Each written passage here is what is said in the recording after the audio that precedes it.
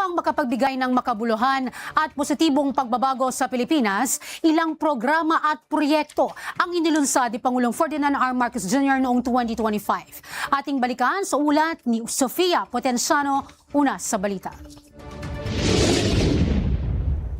Sa hangarin na walang maiwan sa bagong Pilipinas, puspusang isinulong ni Pangulong Ferdinand R. Marcos Jr. ang iba't ibang programang nakatuon sa kapakanan at kaunlaran ng mamamayan at ng bansa. Katunayan nitong 2025, hatid ng Pangulo ang mga proyekto na tunay na naghatid ng benepisyo sa milyon-milyong Pilipino. Una na riyan ang Pamilya Pass 1+3 kung saan tuwing araw ng linggo, libreng makakasakay ng tren ang 3 miyembro ng pamilya at isa lang ang kinakailangan magbayad ng pamasahe. Hatid din ang araw-araw na 50% discount para sa senior citizens at persons with disability. Makatatanggap din ng diskwento ang mga mag-aaral sa pamamagitan ng white beep cards.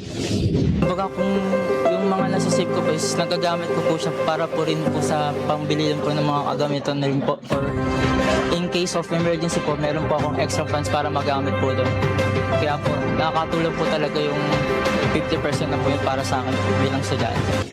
Siniguro rin ni Pangulong Marcos Jr. na maipagkaloob ang mga ambulansyang kompleto ng essential medical tools at supplies sa lahat ng syudad at bayan sa buong Pilipinas. Ito'y para agad na matugunan ang pangangailangang medikal ng mga residente.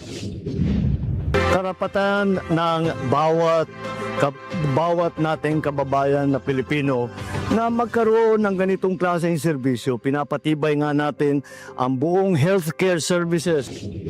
Mas pinalaki at pinaganda na ang Pasig River Esplanade at Maestranza Esplanade matapos silunsad ng Pangulo at ni First Lady Liza Araneta Marcos ang Phases 3 at 4 ng Pasig Bigyang Buhay Muli, Pasig River Urban Development Project. Dahil din sa expansion na ito, hinihikayat ng pamahalaan ang mas maraming pedestrian at mga aktibidad sa nasabing lugar. Upang hindi na kailanganing pumila ng mahaba at magpunta sa iba't ibang tanggapan ng gobyerno, inilunsad din ang bagong Pilipinas eGov.ph Serbisyo Hub at ang eGov.ph Super App para sa mas mabilis at mas simpleng serbisyo publiko, mapapisikal o online man.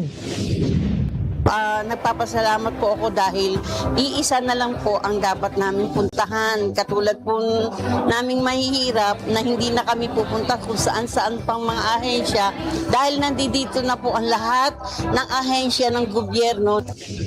Isa rin sa makasaysayang proyektong inilunsad ng Administrasyong Marcos Jr. ang Zero Balance Billing Program. Dito, wala nang babayaran ng mga pasyenteng nakakonfine sa ward accommodation ng Department of Health Hospitals dahil lahat ng medical procedures, operasyon at mga medisina ay nasa ilalim ng full coverage ng proyekto. Kaugnay niyan, ginawa na ring mas komprehensibo ang primary care package ng PhilHealth para sa early detection, preventive care at essential outpatient services. Nais din ng Pangulo na matutukan ang kalusugan ng bawat Pilipino sa pamamagitan ng Yaman ng Kalusugan Program o YAKAP para malayo sa sakit.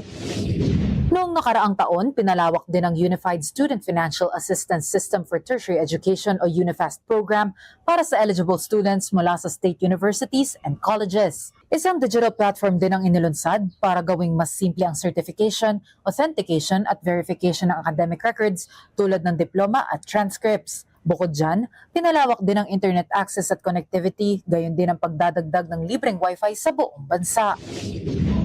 Sa pamamagitan ng Toll Collection System Interoperability Project, One RFID All Tollways, mas bumilis at mas guminhawa na rin ang paglalakbay ng mga motoristang madalas bumiyahe sa toll expressways, papunta at palabas ng Kalakhang, Maynila at mga karatig na lugar sa Luzon.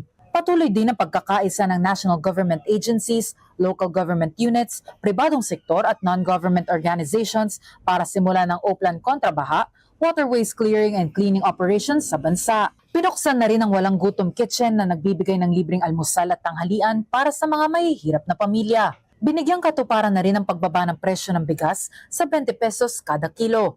Mabibili ito sa mga pampublikong palengke sa buong bansa at sa kadiwa ng Pangulo outlets.